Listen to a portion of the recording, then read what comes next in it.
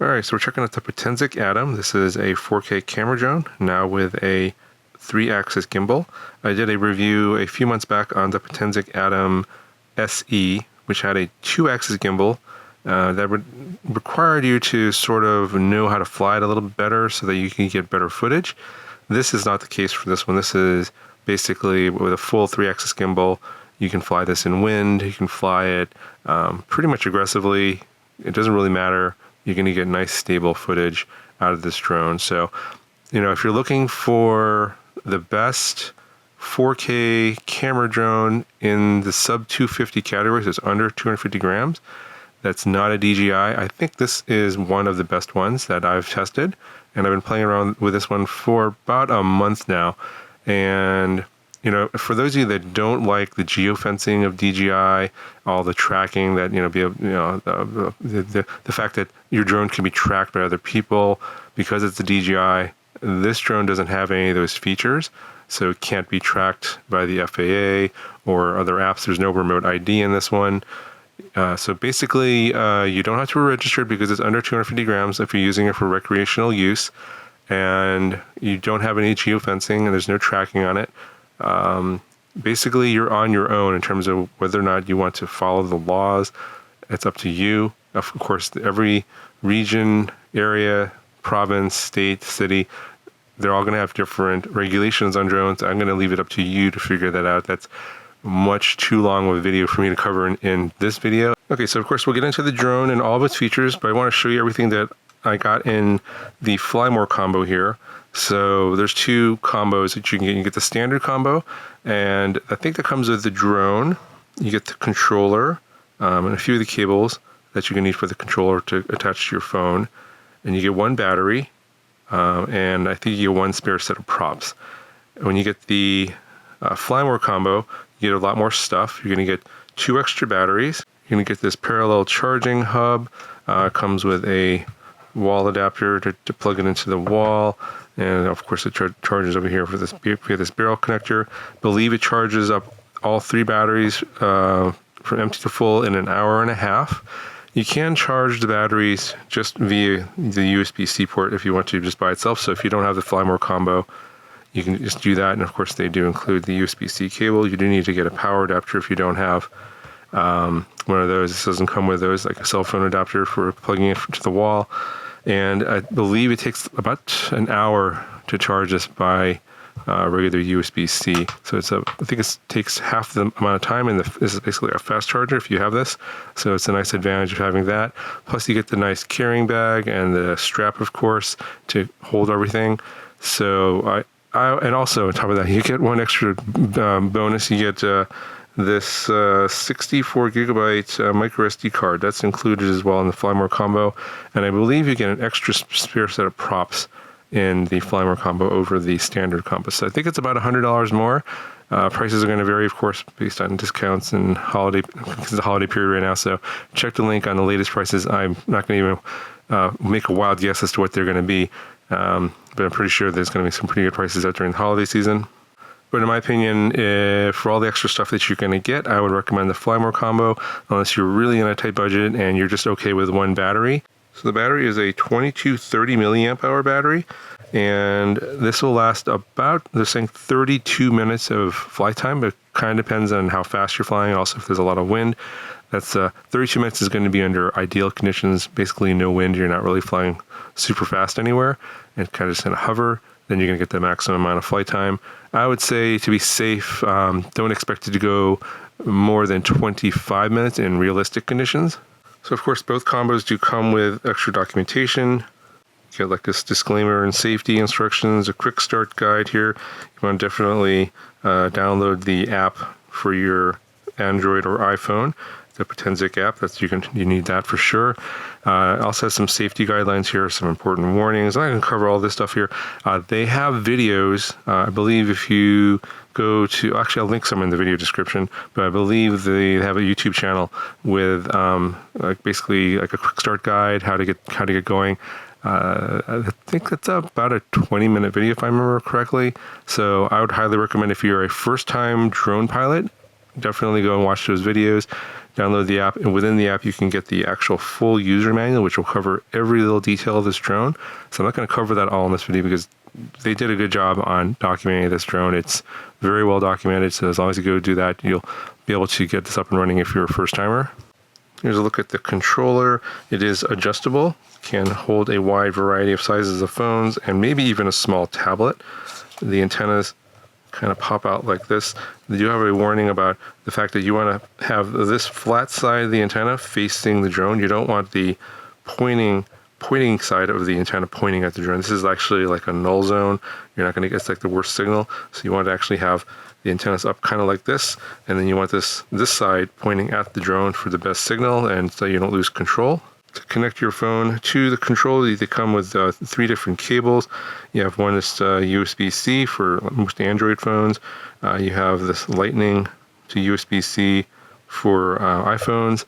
And then you have the USB-C to micro USB for some older Android phones that are still on micro USB. The sticks can be removed, but you can actually, if you have the case, you can just leave them on. There's enough space inside the case to leave the sticks on, but they just screw in, and then you can unscrew them if you want to store them to keep it flat and put them in these little slots over here. So to connect your phone, you're going to plug in the right angled USB-C on this side, and then you're going to slide in the cable into this little pocket right over here, and then you basically just kind of push away, then it'll hold your phone like this, and then you just plug in the other side of the USB-C cable over here, and then that will connect the app to the controller. Alright, so taking a look at the drone itself, obviously nice and folded, under 250 grams. There's a little latch here for the battery. You want to make sure that's all the way down so that the battery is locked in. Otherwise, it could vibrate and then fall out, and of course the drone will crash. But you want to pull this out. See the little pins there. You want to line up the battery this way. If you try and go the other way, it doesn't actually lock. This is where the micro SD card goes in over here. And you just slide this in. You'll hear a click, and then this little notch will pop out, and then you know that it's locked in there. You try and pull in the battery, it's not going to come out. Before you fly, you want to take off the gimbal cover before you turn on the drone. Otherwise, the gimbal could get damaged because the motors will actually calibrate the gimbal when you turn on the drone. To open up the arms, you're going to move these front arms out first. If you move the back arms out first, then they're going to get, the front arms won't be able to come out. They'll get locked in.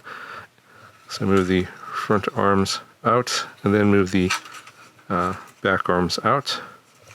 And of course, you have your folding propellers here. There's a little screwdriver, and these extra screws are included in the kit. If you do happen to damage any of the propellers, you can use the screwdriver and the extra screws to replace the propellers, and of course they look the same as the ones on here. So on the bottom you have a couple of optical flow sensors. This basically determines where it is on the ground, and it helps it hold position along with the GPS. There's a little button here for the power and also your battery meter. So if you press that, it'll show you the current level of charge in the battery that's in here. And then if you press and then hold, the drone will turn on, and then you can see here the gimbal is calibrating. And then you can see the advantage of here having the 3-axis gimbal. No matter whether you're rolling, pitching, or yawing, it's going to keep that camera nice and centered and pointed right at whatever your subject is. So this drone, just like most of the DJI drones out there, have intelligent shot features. So like sort of automated flight modes, like flyaway, like spiral, circle, rocket, etc. Those are included, built into the firmware. I do caution you that if you happen to or want to use those features, you do want to fly this drone in a very open area. I'm flying this here in a very large field without any obstacles in the way, because this drone does not have any obstacle avoidance features. So if you launch an automated flight mode and it's doing its like whatever it's doing, the circle or spiral or whatever, and it is flying in its automated path and a tree or a light pole or something is in its way, it will simply just crash into it and crash. So be aware that this drone does not have any of those obstacle avoidance features. Now, the first time that you try one of these intelligent shot features, it does kind of give you a little bit of a preview of what it would look like once you do the shots. You'll have an idea of what kind of an area you need to actually fly this in. And some of the shots have some basic parameters you can adjust, like the number of times you want it to be done, also how far away. For example, the pull away shot, you can adjust the distance from, I think, like 30 feet to like 200 feet, something like that. So there's some room for adjustment on each of the shots that are available to you. And of course, this has your basic return to home features. It does have a little of a guide on how the return to home will work. So I would suggest reading that in the manual. It also shows up on the screen as well the first time you do it. So the image quality of this 4K camera, I would say, is on par with the Mini 2 and the Mini 3 from DJI in the normal color mode. This drone does not have any of the sort of advanced camera features, like you don't have 10-bit recording, flat color modes, that kind of thing. So, if you're looking for a drone for professional use, you need the best image quality possible. This does not have that flexibility. Obviously, you're going to want to go with the DJI in that case. But for most people that are just using it for casual use, vacations, family trips, that kind of stuff, you want your sort of, here and there sort of drone shots, nothing too fancy, just capture the moments, share them, on social media with your friends. This image quality is, I think, more than adequate. Sharpness is good, detail is good, the saturation is a good level, color is decent. It's a little on the, I guess I would say, overexposed side in terms of the overall exposure of the image compared to the Mini 2, for example. That's a little bit darker, on the darker side.